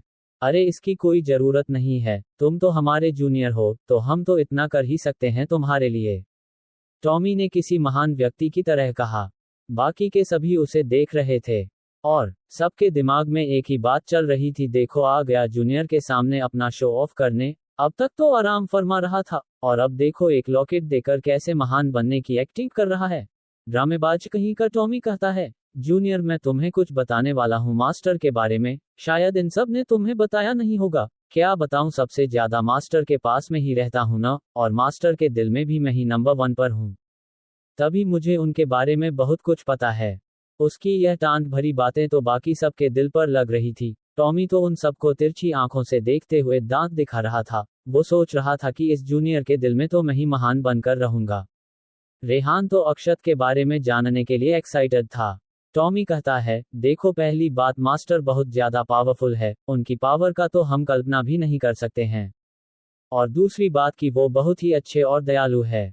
तीसरी बात, वो हमेशा अपने आप को लो प्रोफाइल रखते हैं और अपने आप को मामूली इंसान कहते हैं। उनके सामने घमंड मत करना, वो लो प्रोफाइल रहते हैं, इसलिए हम सब भी अपने आप को लो प्रोफाइल ही रखते हैं, समझे। रेहान हाँ में सिर हिलाता है। टॉमी फिर किसी महान व्यक्तित्व वाले पर्सन की तरह कहता है, तुम्हें मास्टर के बारे में सबको बताते नहीं फिरना है, क्योंकि मास्टर को शांति पसंद है, वो बस शांति से अपनी जिंदगी बिताना चाहते हैं। तुम्हें मेरी बात समझ में आई? रेहान जोश में कहता है, हाँ मैं समझ गया। उसने खुद भी देखा था कि अक्षत उसकी मदद करने के बाद कैसे अपने आप को एक मामूली इंसान बता रहा था। तभी टॉमी को याद आता है कि उसे तो अपने जूनियर का नाम पता ही नहीं है। ये तो वही हाल हो गया कि पूरा फिल्म 2 बार देख लिया, लेकिन फिल्म का नाम ही नहीं पता। टॉमी को अब उसका नाम पूछने में थोड़ा अजीब लग रहा था, लेकिन जानना जरूरी था। वो कहता है, वैसे तुमने अपना परिचय सबको नहीं दिया। रेहान को भी याद आता है कि इतना सब कुछ हो गया लेकिन उसने तो अपना नाम किसी को बताया ही नहीं। वो कहता है, मुझे माफ कीजिए, मैं तो भूल ही गया था। मेरा नाम रेहान मिश्रा है, मैं स्पीति वैली सेक्ट के मिश्रा फैमिली से हूँ। वो अभी इतना ही कहा पाया था कि वहां अक्षत आ जाता है, जो अब उठ चुका था। उसे बाहर से आवाज आई तो वो यहाँ चला आया। वो सामने देखता है, वो रेहान को पहचान जाता है। अक्षत कहता है, अरे तुम तो वही रेहान मिश्रा हो ना, मिश्रा फैमिली से। रेहान तो ये सुनकर खुश हो जाता है। वो इस बात से खुश था कि अक्षत को उसका नाम तक याद है, और यहाँ तक कि वो मिश्रा फैमिली से है, ये भी उन्हें याद है। रेहान उसके सामने घुटने पर आ जाता है और कहता है, टीचर को रेहान मिश्रा का नमन। उसे फिर से घुटने पर देख अक्षत सोचता है, अरे इस लड़के का दिमाग अभी तक ठीक नहीं हुआ क्या? ये मुझे टीचर क्यों कह रहा है? मैंने तो इसे बता दिया था कि मैं इसका टीचर बनने के लायक नहीं हूँ। अक्षत कहता है, मैं एक मामूली इंसान हूँ, तो भला मैं तुम्हारा टीचर कैसे बन सकता हूँ?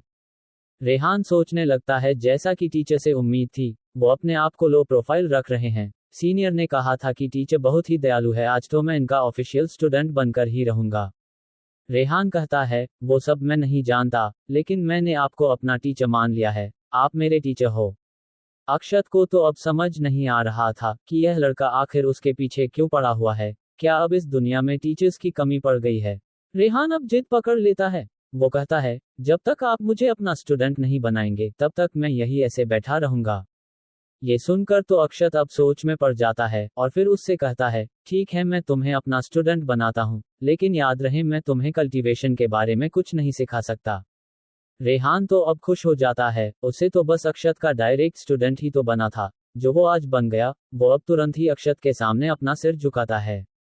अक्षत तो उसे उठाते हुए कहता है, मैं तुम्हें कुछ कल्टीवेशन के बारे में सिखा नहीं सकता हूँ, तुम फिर भी मेरे स्टूडेंट बने और मुझे अपना टीचर बनाया। मैं बस तुम्हें एक बात कहना चाहूंगा, तुम्हें अपने आगे बढ़ते रहने का रास्ता खुद ही बनाना होगा। मैं हमेशा तुम्हारे पीछे हूँ, तुम हमेशा से मुझे अपने पास पाओगे, तुम्हें कभी भी निराश नहीं होना है, तुम्हें ऊंचाइयों को छूने हैं, तुम मेरी बात समझ रहे हो ना? अक्षत की जोश भरी बातें सुनकर तो रेहान के अंदर भी एक अलग ही ऊर्जा का संचार हो रहा था। वो भी पूरा जोश में आ जाता है। 29 गिफ्ट फ्रॉम अक्षत। अक्षत की जोश भरी बातें रेहान को भी सोचने पर मजबूर कर रही थी कि उसे आगे बढ़ाना है हर हाल में और नई ऊंचाइयों को छूना है। उसके अंदर जोश आ गया था, उसके अंदर की एनर्जी उफान मार रही थी। ऐसा लग रहा था कि जैसे वो अपने आप में सब कुछ डूबा देना चाहती हो। अक्षत उसका चेहरा देखकर सोचता है, क्या बात है, ये बच्चा तो मेरे बातों से इम्प्रेस हो गया है। मैंने तो बस कुछ मूवी वगैरह के सीन में हुई बातों को लपेटकर बोल दिया था।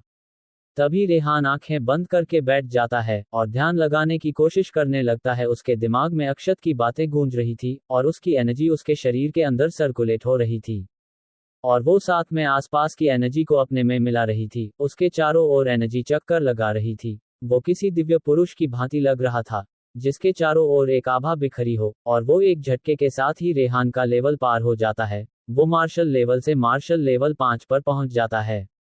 वो अपनी आंखें खोलता है तो सामने अक्षत तो उसे बड़े ही अजीब ढंग से देख रहा था। वो समझने की कोशिश कर रहा था कि आखिर रेहान कर क्या रहा है। रेहान सिर झुकाते हुए कहता है, इसके लिए आपका धन्यवाद टीचर। आपकी वजह से मैं एक लेवल पार कर गया, अब मैं मार्शल लेवल 5 पर आ गया हूँ। टीचर, आपके शब्दों में एक अलग ही जादू है। अक्षत उसे अपनी ओर देखते देख उंगली करके कहता है, क्या मेरी वजह से? रेहान सोचता है, टीचर ने सब कुछ किया और अब वो ऐसे दिखा रहे हैं कि मानो उन्हें कुछ पता ही ना हो। सच में मुझे एक बहुत ही महान टीचर मिले हैं। वो हाँ में सिर हिलाते हुए कहता है, हाँ टीचर, ये सब सिर्फ आपके कुछ जादुई शब्दों की वजह से हुआ है, मैं उसी से एक लेवल पार कर गया। अक्षत तो आप सोचने लगता है क्या वो जादुई शब्द थे, आई कब से जादूगर हो गया, ये शब्द मुझ पर क्यों नहीं काम करते, ये मेरे साथ क्या हो रहा है। मेरे कुछ शब्द बोलने से ये लेवल पार कर गया, मेरे ही सामने, और मेरी तो अभी कल्टीवेशन पावर ही जागृत नहीं हुई है। क्या यह मजाक है जो मेरे साथ हो रहा है। हे भगवान, अब तो तू मुझे उठा ले, तू मेरे साथ यह क्या खेल खेल रहा है। मेरा अभी अभी बना स्टूडेंट लेवल पार कर गया और मेरी कल्टीवेशन पावर तक जागृत नहीं है, इससे शर्मनाक क्या ही हो सकता है। मुझे तो अब इस लड़के से जलन हो रही है, साथ में अपनी किस्मत पर रोना भी आ रहा है। ऐसा मेरे साथ क्यों हो रहा है। अक्षत की आंखें भर आई थी, ऐसा लग रहा था कि वो अब रो देगा। अक्षत की आंखों में आंसू देखकर रेहान सोचने लगता है, क्या टीचर की आंखों में मेरी तरक्की देखकर खुशी के आंसू आ गए। ऐसा टीचर कहाँ मिलता है किसी को, टीचर तो बहुत ही इमोशनल है, वो कितने दयालु है। वो अब फिर से घुटने पर आ जाता है और अपना सिर झुकाता है। अक्षत अगर यह जान जाता कि उसका यह अभी अभी बना स्टूडेंट उसके बारे में क्या सोच रहा है, तो वो अपना सिर जाकर दीवार में मार लेता। अरे वो दयालु है और इमोशनल हो गया है तुम्हारी तरक्की देखकर। अरे इसे यह आंसू खुशी के आंसू लग रहे हैं, मुझे तो अपनी किस्मत पर रोना आ रहा है। मेरे साथ भगवान कैसे ये नाइंसाफी कर सकते हैं। अक्षत ऊपर देखने लगता है और ईश्वर को गालियां देता है, और फिर एक सेकंड बाद ही ईश्वर को गालियां देने के लिए उनसे माफी भी मांगता है। सामने का नजारा तो बाकी के सभी देख रहे थे। अक्षत अपना सिर ऊपर किए था और उसके सामने उसका स्टूडेंट सिर झुकाए घुटने पर था। ये नजारा उन सबको ऐसा लग रहा था जैसे कोई आसमान से आया देवता किसी को आशीर्वाद दे रहा हो। उन सबको ये दृश्य बहुत ही सुंदर और रोमांचकारी लग रहा था। सभी बस उन दोनों को देख रहे थे और रेहान के लिए खुश भी थे। आखिर वो जो डिजर्व करता है उसे वो मिल रहा है। तभी अक्षत अपना सिर नीचे करता है और रेहान को फिर से घुटने पर देख कहता है, तुम बार बार ऐसा मत किया करो, यह अच्छा नहीं लगता यार। अक्षत को अभी यहाँ के बारे में ज्यादा पता नहीं था कि यहाँ के लोग टीचर का यहाँ कितना सामान करते हैं। लोग तो अपने टीचर के लिए जान देने से लेकर लेने को तैयार हो जाते हैं। यहाँ पर टीचर को किसी देवता से कम नहीं समझा जाता है, वो अपने स्टूडेंट के लिए देवता ही होता है। तो रेहान का उसके सामने बार बार ऐसे घुटने पर आना यहाँ पर आम बात थी। अक्षत को ये सब थोड़ा अजीब लग रहा था, क्योंकि उसने अपनी दुनिया में ऐसा होते नहीं देखा है। वहां तो अब टीचर और स्टूडेंट दोनों ही बराबरी पर आ गए हैं। लोग तो अब धीरे धीरे टीचर का सम्मान करना भूल रहे हैं। शायद इसलिए ही उसे टीचर के तौर पर इतना रिस्पेक्ट मिलना हजम नहीं हो रहा था। खैर, अक्षत को रेहान से थोड़ा लगाव हो गया था। वो रेहान में अपने आप को देख रहा था। वह संघर्ष, वह मेहनत, वह लोगों से तिरस्कार, सब कुछ जो कि उसने अपने पिछली जिंदगी में अनुभव किया था, यह कोई आसान नहीं था। रेहान कहता है, टीचर अब मैं जाना चाहूंगा यहाँ से। अक्षत कहता है, क्या तुम जाना चाहते हो? पर कहाँ? अरे कम से कम आज यहाँ रुक जाते, मैं तुम्हें कुछ पढ़ा देता। रेहान कहता है, मुझे माफ कीजिएगा टीचर, मुझे सन मून एकेडमी में आज ही टेस्ट देने के लिए निकलना होगा, नहीं तो वहां पहुंचने में मुझे देर हो जाएगी। अक्षत सोचने लगता है, सन मून एकेडमी यह कहाँ है? मैंने तो इसके बारे में नहीं सुना। छोड़ो, बाद में किसी से पूछ लूंगा। इससे पूछना तो ऐसा लगेगा कि मैं कोई टीचर नहीं हूं बल्कि कोई जोकर हूं। अक्षत उसके कंधे पर हाथ रखते हुए कहता है, मुझे यकीन है कि तुम वहां एडमिशन आराम से पास जाओगे। मेरी बात का ध्यान रखना, वहां खूब मेहनत करना और सबसे ऊंची पोजीशन पर पहुंच जाना। रेहान अक्षत की बात बड़ी ही ध्यान से सुन रहा था। वो सोचता है, सबसे ऊंची पोजीशन मतलब सन मून एकेडमी के प्रिंसिपल का पोजीशन। क्या टीचर कहना चाहते हैं कि मुझे वहां का प्रिंसिपल बनना है? हाँ, टीचर के कहने का यही मतलब है। उनके लिए वहां का और कोई भी पोजीशन कोई बड़ा पोजीशन नहीं होगा। यानी मुझे अब वहां का प्रिंसिपल बनना है, यही मेरा टारगेट है अब से। रेहान के दिमाग में जो चल रहा है, अगर वो अक्षत को पता चलता तो वो तो सिर ही पकड़ लेता। अरे वो सिर्फ बाकी के स्टूडेंट्स में सबसे ऊपर आने को कह रहा था, न कि एकेडमी का प्रिंसिपल बनने को। रेहान कहता है, टीचर मैं बहुत मेहनत करूंगा। अक्षत कहता है, तुम मेरा यही इंतजार करो, मैं बस आ ही रहा हूं। इतना कहकर अक्षत अंदर चला जाता है। वो कुछ ढूंढ रहा था। हाँ, कहाँ रख दिया मैंने, कहीं उसे मैंने फेंक तो नहीं दिया? नहीं, जहां तक मुझे याद है मैंने ऐसा कुछ भी नहीं किया था। वो बड़बड़ाता है। अक्षत अब सब कुछ देखने लगता है और फिर वो अपने बेड के नीचे देखता है। वो कहता है, तो मैंने इसे यहाँ रखा है। अक्षत बाहर आता है। उसके हाथ में एक भाला था जो काफी गंदा लग रहा था, उस पर धूल मिट्टी सब जम गया था। ऐसा लग रहा था कि जैसे उसे कई महीनों से बस रखा गया था, रखा नहीं फेंका हुआ था। अक्षत रेहान को देते हुए कहता है, ये लो, यह भाला है, मैंने इसे खुद बनाया था, हालांकि इस पर अभी काफी धूल मिट्टी जम गई है। हाँ जानता हूँ ये बहुत अच्छा तो नहीं है, फिर भी इसे तुम अपने टीचर की तरफ से गिफ्ट समझ लो। रेहान कहता है, टीचर, पर मैं आपसे ये कैसे ले सकता हूँ। रेहान की बात तो सही ही थी। लोग अपने टीचर को खुश करने के लिए तमाम प्रकार के गिफ्ट दिया करते हैं। यहाँ तो उसके टीचर ही उसे गिफ्ट दे रहे हैं। क्या वो ऐसा स्टूडेंट है? नहीं, वो ऐसा बिल्कुल भी नहीं है। ऐसा रेहान सोच रहा था। अक्षत कहता है, अरे तुम ज्यादा मत सोचो, यह कोई बहुत महंगा नहीं है, ये तो बस बेकार ही मेरे पास पड़ी थी, मैं तो इसका यूज भी नहीं करता हूँ। एक रेहान थोड़ा हिचकिचा रहा था, लेकिन फिर वो उसे ले लेता है। वो जैसे ही उस भाले को अपने हाथ में लेता है, उसे उस भाले की खतरनाक एनर्जी महसूस होती है। ऐसा लग रहा था कि वो कोई भाला नहीं बल्कि कोई बहुत पावरफुल ड्रैगन हो। रेहान की चेतना उस भाले के अंदर पहुंचता है। जहां एक ड्रैगन हवा में था, वो उसके ऊपर जोर से दहाड़ता है, जिसकी वजह से रेहान की पूरी आत्मा तक हिल जाती है। अक्षत रेहान को बस देख रहा था कि वो भाला लेकर खड़ा था। अक्षत कहता है, क्या हुआ, क्या ये तुम्हें पसंद नहीं आया? वैसे ये थोड़ा गंदा लग रहा है, लेकिन जब तुम इसे साफ करोगे तो ये काफी अच्छा लगेगा। एक रेहान बस स्माइल कर देता है और हाँ में सिर हिला देता है। वो सोचता है, इतनी पावरफुल हथियार को टीचर बेकार कह रहे हैं, क्या ये टीचर के लिए सच में बेकार है? रेहान उस भाले के लिए अक्षत को धन्यवाद करता है, तो अक्षत वापस से मुड़ते हुए से कहता है, अरे इसकी कोई जरूरत नहीं है, ये तो बस एक मामूली सा भाला ही तो है। रेहान तो ये सुनकर और चौंक जाता है। टीचर के लिए यह मामूली है तो उनके लिए कितने पावरफुल हथियार मामूली नहीं होते होंगे, उसकी तो मैं कल्पना भी नहीं कर सकता हूँ। रेहान अब अक्षत से विदा लेकर जाने लगता है। रेहान के मन में बस एक ही बात चल रही थी कि वो अब बहुत पावरफुल बनेगा और टीचर को अपने ऊपर गर्व महसूस कराऊंगा। अक्षत उसे जाते हुए देख रहा था। यह उसका स्टूडेंट उसके दिल में एक ही दिन में काफी जगह बना लिया था। वो धीरे से बड़बड़ाता है, मुझे यकीन है तुम एक दिन दुनिया में बहुत ही मशहूर होगे। इतना कहकर वो अपने घर में चला जाता है। चौथी ड्रैगन भला। रेहान रास्ते में था, उसने सोचा क्यों ना वो भाला निकाल कर एक बार प्रैक्टिस किया जाए, देख लिया जाए कि वो कैसा है, यूज करने में अच्छा तो है या नहीं। वो उसे निकालकर 2 बार हवा में जैसे ही लहराता है, वैसे ही उस भाले की एनर्जी की वजह से जमीन पर क्रैक पड़ जाते हैं और उसकी शॉक वेव से कई पेड़ आधे तने से ही टूटकर गिर जाते हैं। रेहान ये देखकर तो खुश हो जाता है कि उसे इतना पावरफुल हथियार जो मिल गया है। ऐसा हथियार तो शायद उसके फैमिली में भी नहीं होगी किसी के पास। अरे ऐसा हथियार तो शायद पूरे स्पीति वैली में ही किसी के पास न हो। तभी वो भाला उसके हाथों में कांपने लगता है। ये देखकर रेहान डर जाता है कि वो भाला ऐसे क्यों कांप रहा है। वो डर की वजह से उसे छोड़ देता है। वो भाला फिर भी खड़ी थी, उसके चारों ओर एनर्जी घूम रही थी। ऐसा लग रहा था कि जैसे वो कोई बहुत ही मूल्यवान खजाना हो, जिसके चारों ओर एक आभा बिखरी है। तभी उसमें से आवाज आती है, तो मास्टर ने मुझे तुम्हें दिया है, तुम तो बहुत कमजोर दिख रहे हो, लेकिन अगर मास्टर ने मुझे तुम्हें दिया है तो इसके पीछे कुछ बड़ा कारण होगा। तो फिर ठीक है, तुम मेरे साथ ब्लड कॉन्ट्रैक्ट बनाओ। रेहान तो पहले उस भाले की आवाज सुनकर डर गया, लेकिन फिर उसे सब समझ आ गया कि माजरा क्या है यहाँ पर।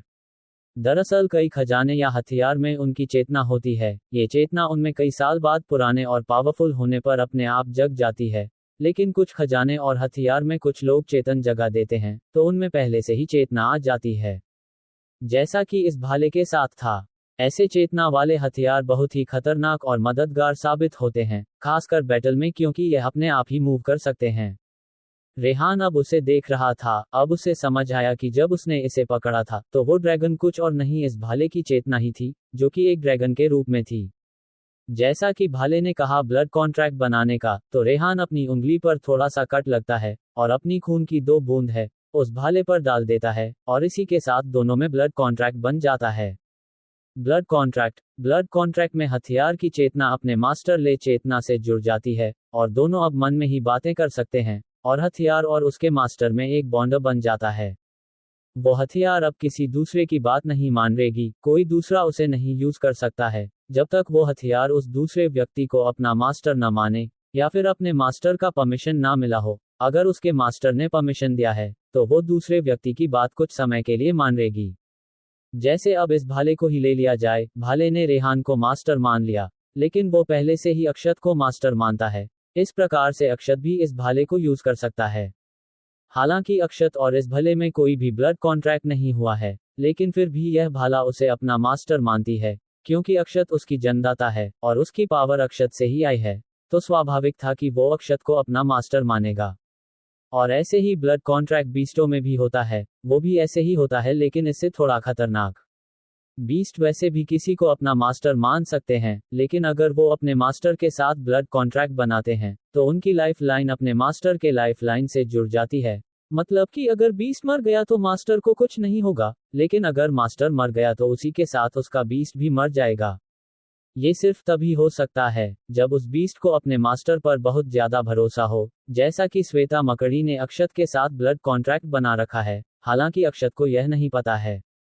बीस्ट के ब्लड कॉन्ट्रैक्ट और हथियारों के ब्लड कॉन्ट्रैक्ट में यही अंतर होता है कि मास्टर के मरने के बाद बीस्ट भी मर जाते हैं, लेकिन हथियार तब तक जिंदा रहेगा जब तक वो सुरक्षित है, उसकी चेतना मरी नहीं है, भले ही उसका मास्टर क्यों न मार जाए।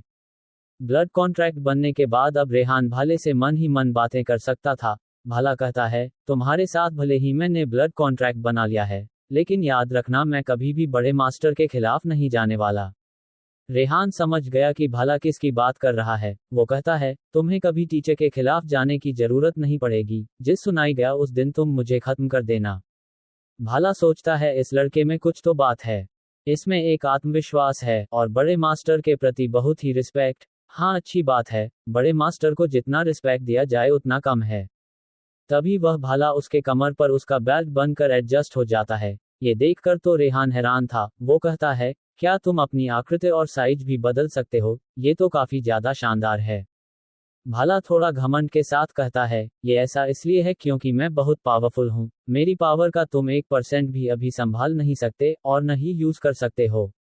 मुझे इस दुनिया में मास्टर के अलावा शायद ही कोई मेरी 100% पावर के साथ यूज कर सकता है। हाँ, शायद वो हो सकती है। रेहान पहले तो ये सुनकर हैरान हो जाता है कि वो इस भाले का 1% पावर भी संभाल नहीं सकता, और उसे अब ये भी पता चलता है कि उसके टीचर इस दुनिया में बहुत ज्यादा पावरफुल है। उनके बराबरी का यहाँ कोई नहीं है। भाले के कहने का मतलब तो यही था। उसे इतना तो पता था कि उसके टीचर बहुत ही पावरफुल है, वो अपनी पावर को छिपाकर मामूली लाइफ गुजार रहे हैं, लेकिन ये नहीं पता था कि उसके टीचर इतने ज्यादा पावरफुल हैं। अरे पावरफुल नहीं, ओवर पावरफुल।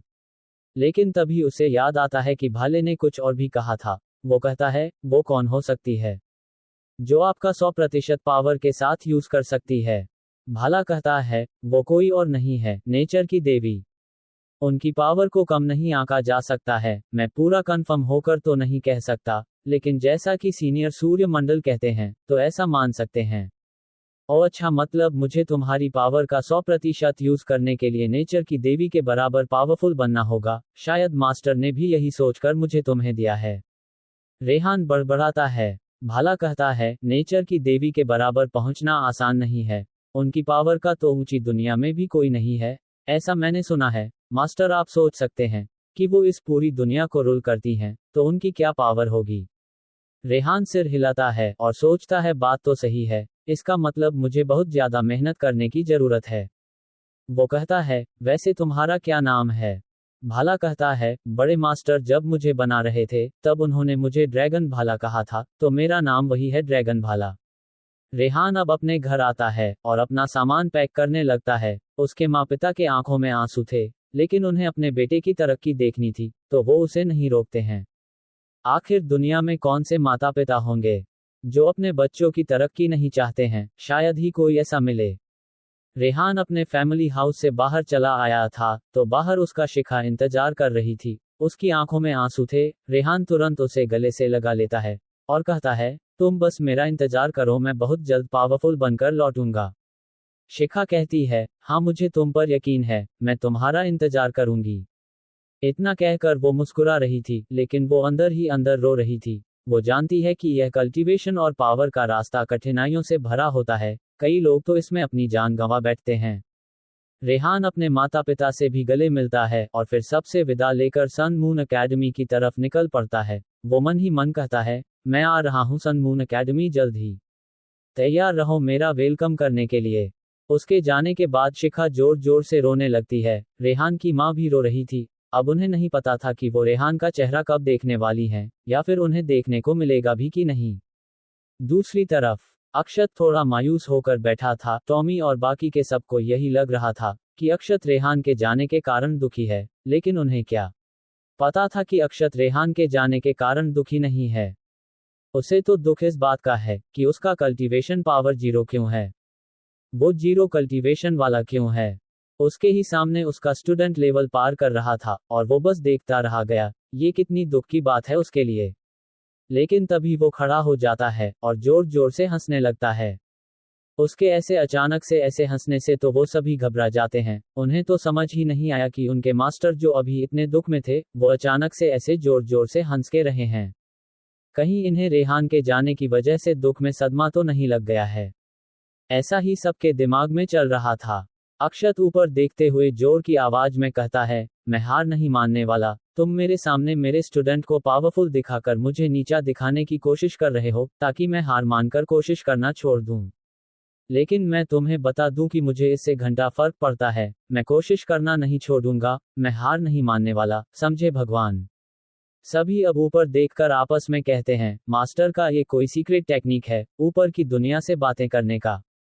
लगता है वो किसी को वार्निंग दे रहे हैं। टॉमी कहता है। श्वेता कहती है, हाय मास्टर, सबको डराते हुए कितने हैंडसम लग रहे हैं। उसके चेहरे पर गुस्सा भी कितना अच्छा लगता है। वो कितने हैंडसम लग रहे हैं, क्या मैं उन्हें जाकर किस कर लूं। वो सभी तो श्वेता के बातों पर सिर पीट लेते हैं। ये कभी नहीं सुधरेगी, हमेशा इसके दिमाग में ठरक ही भरी रहती है।